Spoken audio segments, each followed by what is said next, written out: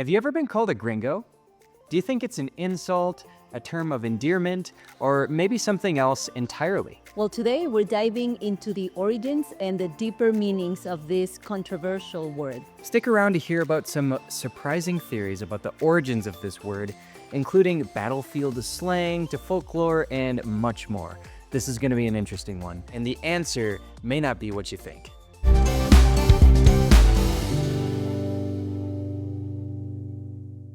Hola amigos, it's Jim and Mike here from Spanish and Go, your resource for learning real-world travel Spanish. And today we're going to dive deep into the origins of the word gringo and whether you should be offended if someone calls you a gringo. So as it turns out, this word is quite controversial. I've heard a lot of people say, oh, and they called me a gringo, and I just felt terrible after that, as if it were this derogatory word. What do you think about this, Mai? Well, personally, I don't think it's an insult, but as it happens with any other word, it depends on the context and maybe the other words that people use the word gringo with. Yeah, so I think it's helpful to study a little bit about the origins of this word, and then we can dive deeper into what it means in different Spanish-speaking countries and whether you should really be offended about this word or whether you should take care to not use this word. Or also how people use it in these countries, right? Yeah, because it changes and the meaning changes. So, like Jim was saying, we're going to cover the theories, maybe like the most famous theories behind this word, which are 5. And the very first one is the most popular one, maybe, the one about the green go home. What can you tell us about this theory, Jaime? Basically, this theory goes back to the Mexican-American War, where it is believed that the people from the United States, the soldiers from the United States, wore green uniforms, and the Mexicans would shout at them, "Green, go," almost like "green, go home," or "go away, get away from here." Now, this theory can quite easily be debunked, isn't that right, Mike? Yes, mainly because after studying the information or like the dates and the uniforms that the U.S. troops were wearing, they found out that they were not wearing green. They were actually wearing blue. Yeah, so that kind of pokes a hole in that theory. But it sounds like a fairly plausible theory, doesn't it? I mean, at face value, if someone tells you, oh, it was about the Mexican-American War, and the U.S. troops were wearing green, and so the Mexicans shouted "Green, go," and that turned into Gringo, sounds like it could be the origin of the word, but there are several other theories that we should dive into to see if they make a little bit more sense. Yes, the second one we have here on the list talks about songs that also the military or like the troops during the war would use when they were here in Mexico. I don't remember the lyrics. What can you tell us about this theory? Well, the heart of this theory rests on the idea that Irish immigrants in the United States who were fighting on the U.S. side of the Mexican-American War would sing a couple of songs that kind of sounded like they had Gringo in the lyrics. So one was "Green Grow the Rushes." Green grow the rushes, oh, what is your one?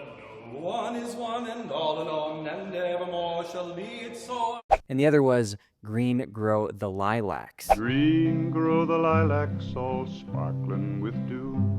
I'm lonely, my darling, since parting with you. Now, listening to these songs, this sounds like a plausible theory as well. I can definitely hear how maybe where the Mexicans were listening to the U.S. Army sing these songs, they might think, oh, they keep saying gringo. But why would the Mexicans call the U.S. troops gringos just because they were hearing these songs being sung? Yeah, that one, I don't think it makes as much sense as the first one.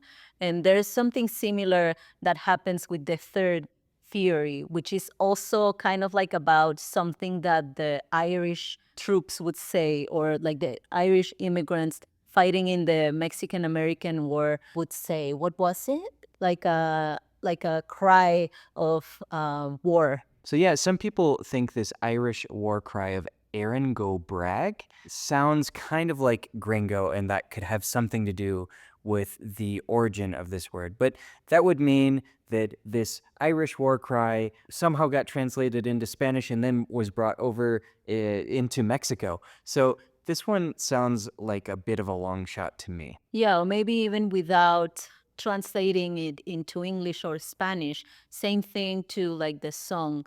Why would someone address an entire group of people by a phrase that they occasionally heard during war? Yeah. And what did this phrase mean again? Erin go Bragh?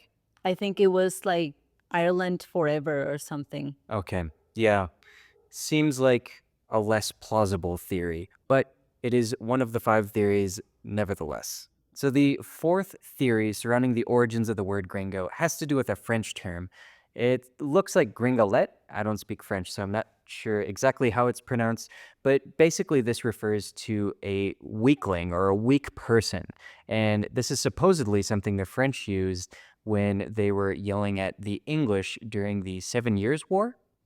So I can see how maybe some people believe this is the origin of the word because out of all of the theories we are talking about here today, this is the one that is actually that comes from like an offensive term. You wouldn't say this word to someone who you like, I think, no? It means someone weak, someone very thin, and especially when you're talking to men, like you don't want to refer to a friend with a word like that. So that's why I think maybe the origin of the word gringo has something to do with this word, but I don't know. It's weird that it goes from French to offend the English, and then how does it make it all the way to Mexico and Latin America? Yeah, the idea here is that it made it to Spain and kind of morphed into Spanish that way and then spread throughout the Spanish speaking world. But who knows? I'm not so sure about this one. So what about the 5th theory? What can you tell us about this one? Yeah, the 5th theory here is that gringo comes from Griego, and Griego in Spanish means Greek. So, as it turns out, there is a common theme between English and Spanish when it comes to this particular phrase. It's all Greek to me. Now, this is something we say in English, but it's also used in a similar phrase in Spanish just to refer to anything that's incomprehensible or foreign or something that someone is unable to understand in the least, right? Yes, so in this theory, they believe that, as languages evolve and they change, and sometimes a letter turns into another one that gives the words different pronunciations throughout the world, something similar happened here with the word Griego, which then turned into Griego and then went to Gringo. Yeah, and this makes sense because you could just shorten the phrase, it's all Greek to me, to Greek, and that could be your response to anything that doesn't make sense to you, right? So something completely foreign, oh, it's Greek. And I can definitely see how that could evolve into gringo in Spanish. And this is actually the theory we think makes the most sense, right? And I think the main reason is because it carries the same meaning as it did before. Gringo essentially just refers to someone or something that is foreign, right? So these days, when someone calls you a gringo, it generally has to do with you not being from the country they're from. So we'll dive into the differences in different Spanish-speaking countries in just a moment, but essentially they all carry that theme, right? Where gringo is referring to a foreigner. That's right. So in Mexico, this is how we use it. We would say gringo to any person who we know is not from Mexico, but maybe exclusively from the US, Canada, and some other places in Europe. Some people think that gringo it's only used for white and blonde people, but I don't think that's the case in Mexico, where I think we go more for like, okay, this is someone from another country. And also when you hear that they speaking English, then you're like, gringos. Yeah, in Mexico, overall, I'd say gringo generally refers to anyone from the United States or Canada, mainly because it's hard to tell which country someone is from. If they're speaking English, it sounds very similar. Basically, any country north of Mexico is what gringo is generally used for, to refer to someone from either of those countries. So about the question that you asked at the beginning of the video, would you feel offended if someone calls you a gringo? Personally, I don't feel offended. In fact, I call myself a gringo every week on our podcast. We've actually covered this topic over there on our Learn Spanish and Go podcast, and I think it's a fascinating topic. I like to use gringo as a way to kind of break the ice with people. If people ask me where I'm from, sometimes I say, oh, I'm a gringo from the States. I'm a gringo from Minnesota. And usually they crack a smile when I say that, right? It's almost like a self-effacing phrase. It's almost a way of poking fun at yourself. And I think that is generally a good tool to use when you're trying to make friends, right? You're not making fun of them, you're making fun of yourself. And that kind of opens them up a little bit more to interact more with you on a more informal level, right? On a friendlier level.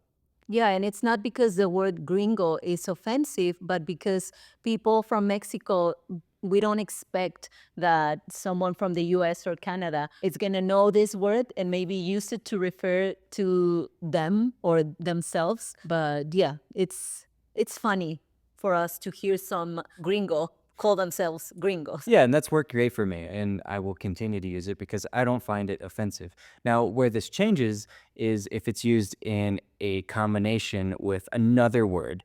For example, if someone says gringo, well, then they are using the word gringo as a disrespectful term. So it depends on the context as well, right? I would say gringo on its own doesn't necessarily carry a negative context to it. Yeah, it basically just means foreigner. Yep. But it doesn't necessarily carry the same weight all throughout Latin America.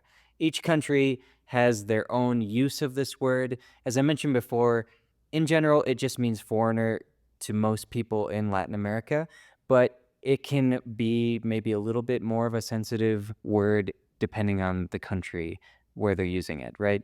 Or the context or the intonation they give it to the word. But that's really part of the beauty of learning another language to me, is when you're actually in another Spanish-speaking country, you can get to know these deeper contexts of different things. You learn much more about the culture and traditions when you're actually in the country, and you get to see how people interact with these words, for example, right? You get to see the reactions on people's faces when you say a different word, and whether they giggle or whether they seem mad or whether they seem uncomfortable. That's something you don't get from just studying from a grammar book, which is why we started our Spanish Immersion Retreat program years ago, bringing people to Mexico so that you can experience firsthand what it's like not only to be in Mexico and to learn Spanish, but to learn about the cultures and the traditions and get a different experience while in Mexico than most tourists get. That's right. We run these immersion experiences in different cities throughout Mexico. For example, Mexico City,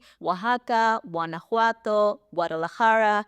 We have some other cities coming up soon, but we have some spaces available. If you would like to join us, go check out SpanishAndGo.com/immersion-retreats. That's right. These are unforgettable experiences. We know you'll have a great time with us, so go check that out, and we hope to see you in Mexico. Another thing that fascinates me about Mexican culture is something we're not so comfortable with in the US, and that has to do with labeling people by what they look like, right? This is a no-go in the US. You can't call someone a chubby person to their face in a loving way. It just doesn't work that way. But in Mexico, it's a whole different story. Yeah, and I wouldn't say just Mexico. I think in all of Latin America, we're very used to describing people or even calling people by some physical features. And that's something very natural to us, very common.